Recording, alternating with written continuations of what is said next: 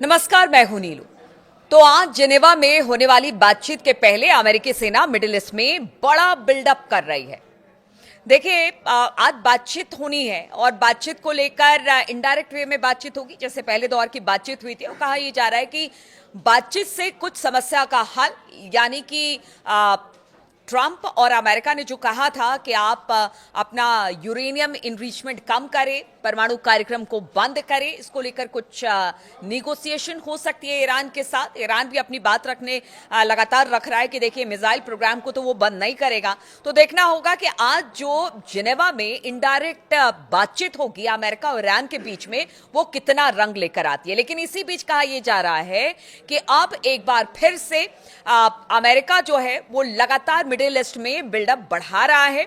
इसमें नेवल और air status शामिल है। रिपोर्टों में कहा गया है कि परमाणु वार्ता फेल होने पर अमेरिका ने ईरान के अंदर हमला करने को एक विकल्प रखा है और लगातार इस बात की धमकी देते रहे हैं ट्रंप। अभी उन्होंने कहा था पहली बातचीत के कुछ दिन बाद ही, मतलब एक आध दो दिन पहले ही कहा कि देखिए ऐसा है कि 1 महीने का वक्त और देते हैं। 1 महीना बहुत ज्यादा है, ईरान लगातार समय को किल कर रहा है, किसी निष्कर्ष पे नहीं पहुंच रहा और ऐसे में अगर हमारे पास कोई और विकल्प नहीं बचा, ट्रंप ने कहा, तो फिर हम सैन्य कार्रवाई करेंगे। तो लगातार धमकी तो बातचीत के बीच में भी अमेरिका और ट्रंप दे ही रहे हैं। अमेरिका की बढ़ती सैन्य मौजूदगी में इसी की संभावना के साथ देखा जा रहा है। और ऐसी भी खबरें हैं कि ब्रिटेन में मौजूद अमेरिकी एयरफोर्स से स्टेटस को मिडिल ईस्ट के करीब लाया जा रहा है, जिसमें रिफ्यूलिंग टैंकर और फाइटर जेट शामिल हैं। एक सवाल यह भी उठता है कि क्या अमेरिका ईरान में वेनेजुएला जैसी कार्रवाई कर सकता है। ये बार बार सवाल उठते हैं क्योंकि अमेरिका पहले ही कह चुका है कि वो ईरान के लोगों के साथ किसी तरह से ईरान के लोगों को इसमें शामिल नहीं करेगा। जो हमला वो ईरान में करेगा, लेकिन अगर बड़े पैमाने पर हमला होता है तो फिर इसका नुकसान ईरानी जनता को भी उठाना पड़ेगा। इसलिए कहा जा रहा है कि कहीं ऐसा तो नहीं कि अंदर खाने कुछ ऐसी बात चल रही हो कि वेनेजुएला जैसी कार्रवाई हो और वहां पर जो अपदस्थ करने की बात खामनेई साहब को हो रही हो, क्या वैसा हो सकता है। तो इस तरह के भी कयास लगाए जा रहे हैं। सूत्रों का कहना है कि अमेरिका इस इलाके में एयर डिफेंस सिस्टम भी भेज रहा है। मतलब किसी तरह की कोई कमी अब भी बातचीत के बीच में भी अमेरिका ने कोई कोर कसर नहीं छोड़ी है और वो लगातार डिप्लॉयमेंट मिडिल ईस्ट में बढ़ा ही रहा है अपने सेना और सैन्य जहाज और फाइटर प्लेन्स की। इसे ईरान की जवाबी हमले के रूप में, तैयारी के रूप में देखा जा रहा है।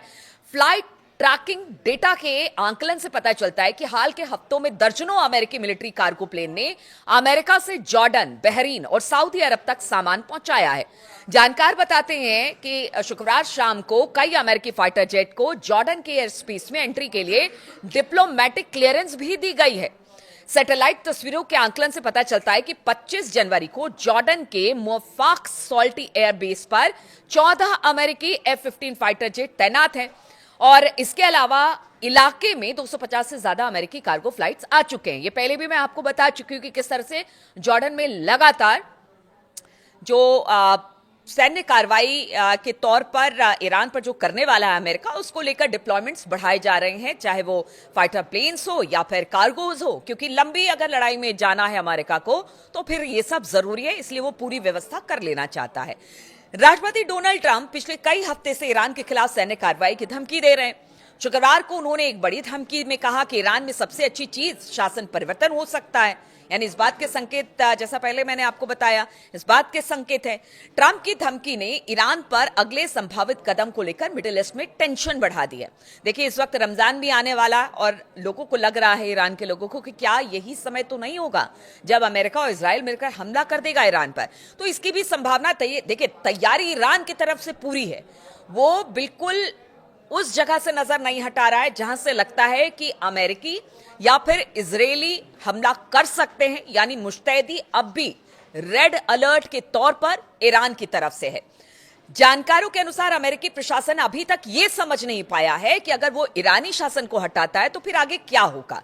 यह भी बात है, जिस तरह से पहले भी मैंने कहा था कि पहले जब किसी तरह की बड़ी सैन्य कार्रवाई अमेरिका की तरफ से किसी देश पर होती थी तो बड़ा मंथन चिंतन होता था, लेकिन अब ऐसा है कि पहले कार्रवाई हो जाती है, उसके बाद मंथन चिंतन का दौर शुरू होता है। तो यही कहा जा रहा है कि अगर शासन से खामनेई साहब को हटाया जाता है तो फिर आगे का विकल्प क्या। विदेश मंत्री मार्को रूबियो ने पिछले महीने के आखिर में कांग्रेस की सुनवाई में कहा था कि कोई नहीं जानता कि अगर तेहरान में इस्लामिक शासन का पतन होता है तो फिर सत्ता कौन संभालेगा। तो ये है अमेरिका आज की। अमेरिका के लिए ईरान वेनेजुएला की तरह आसान नहीं होने वाला, ये सब जानते हैं। जनवरी की शुरुआत में निकोलस मादुरो को पकड़ने से पहले अमेरिकी इंटेलिजेंस अधिकारियों को वेनेजुएला के सत्ता के समीकरणों को बहुत अच्छी समझ थी, लेकिन ईरान के बारे में नहीं पता कि सुप्रीम लीडर अली खामनेई की जगह कौन ले सकता है। कई सूत्रों का कहना है कि पिछले महीने जब ईरान प्रदर्शन चरम पर थे तो एक्शन का सही समय था। उन्हें इस बात पर संदेह है कि क्या अगर अभी मिलिट्री एक्शन हुआ तो क्या उसी तरह से उनको सफलता मिलेगी जो अभी मिली है। तो इसको लेकर भी कयास लगाए जा रहे हैं। तो बातचीत का दौर अपनी जगह है, कयासों का अटकलों का दौर भी लगातार चल रहा है। इस बीच सभी अपनी अपनी सेनाओं के साथ सरहद पर तैनात हैं कि हमला किसी तरफ से भी हो, जवाबी कार्रवाई हो। इधर अगर बेंजामिन नेतन्याहू की बात करें तो अमेरिका और ईरान के बीच अभी बातचीत जारी है। आज दूसरे दौर की बातचीत है। उनको यह लग रहा है कहीं ऐसा ना हो बातचीत सफल हो जाए, कोई बीच का रास्ता अमेरिका निकाल ले, परमाणु समझौते पर ईरान मान जाए। क्या तेल को लेकर भी किसी तरह का कोई निगोसिएशन हो सकता है अमेरिका के बीच में? अगर ऐसा हुआ तो फिर ईरान का जो संकट उसके सर पे मंडरा रहा है, यानी इजराइल के संकट पे मंडरा रहा है, उसका होगा क्या? तो बड़ी ऊहापोह की स्थिति में इस वक्त बेंजामिन नेतन्याहू भी है। और इजराइल के प्रधानमंत्री बेंजामिन नेतन्याहू ने कहा कि ईरान के साथ किसी भी संभावित समझौते में न्यूक्लियर मटेरियल हटाना, यूरेनियम संवर्धन पर रोक लगाना और बैलिस्टिक मिसाइलों पर रोक लगाना शामिल होना चाहिए। यानी वो अपनी शर्तें रख रहे हैं। उन्होंने कहा है कि सिर्फ ऐसा नहीं है कि इनरिचमेंट कर लिया यूरेनियम का तो उसको हटा देने से काम चलेगा, नहीं, आपको वो जगह पर वो मशीनों को, वो संयंत्रों को भी हटाना होगा जिससे यूरेनियम इनरिचमेंट का काम होता है। यहां तक शर्तें रख दी हैं। आपको लगता है कि ईरान मानेगा? ये कभी नहीं मान सकता ईरान। हालांकि उसने साफ कहा है कि ये बातचीत इसराइल के साथ नहीं अमेरिका के साथ हो रही है, बातचीत हम अमेरिका साथ करेंगे। इसीलिए नेतन्याहू क्या कहते हैं उससे बहुत ज्यादा फर्क ईरान को नहीं पड़ता। लेकिन नेतन्याहू ने वॉशिंगटन में अमेरिकी राष्ट्रपति डोनाल्ड ट्रंप के साथ हाल में ही मुलाकात की और इस बीच नेतन्याहू ने यह भी चेतावनी दी कि गजा में फिर से युद्ध शुरू हो सकता है। अमेरिकी राष्ट्रपति के साथ इस मुलाकात के बाद रविवार को एक पब्लिक कॉन्फ्रेंस में नेतन्याहू ने कहा कि ट्रंप एक डील करने की संभावनाओं को पूरी तरह से इस्तेमाल करने के लिए पक्के इरादे रखते हैं।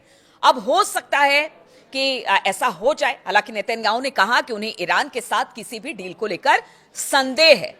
तो देखिए, ईरान ये कहता है कि आज तक हमने अपने पड़ोसियों पर कभी हमला नहीं किया, इजराइल ने किया। हमने कभी भी नियम नहीं तोड़े, इजराइल ने तोड़े हैं। और अब वो हम पर संदेह कर रहा, ये बात ईरान लगातार कहता रहा है। और अब देखिए, नेतन्याहू को वो ईरान पर ही डील को लेकर संदेह कर रहे हैं कि पता नहीं डील होगा भी तो ईरान कितना मानेगा। इधर न्यूज एजेंसी सिन्हुआ के अनुसार उन्होंने ये भी कहा है कि इजराइल अमेरिका के साथ अपने संबंध को मदद से साझेदारी में बदलना चाहता है और एक आत्मनिर्भर घरेलू रक्षा उद्योग बनाना चाहता है।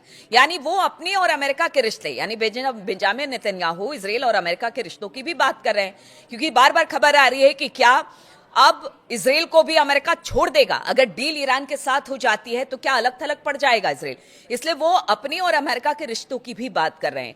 तो आज की जो बातचीत जेनेवा में होनी है वो बहुत अहम है। अब इसके बाद क्या होगा, ट्रंप का रुख क्या रहेगा, बेंजामिन नेतन्याहू जिस संदेह की बात कर रहे हैं ईरान को लेकर, क्या वो संदेह है, क्या नेतन्याहू अकेले हमला कर देंगे ईरान पर? ये बहुत सारी बातें हैं जो आज की बात पर डिपेंड करता है कि इस पर क्या बातचीत होती है। इस पर लगातार हमारी नजर बनी रहेगी। आप बने रहिए हमारे साथ।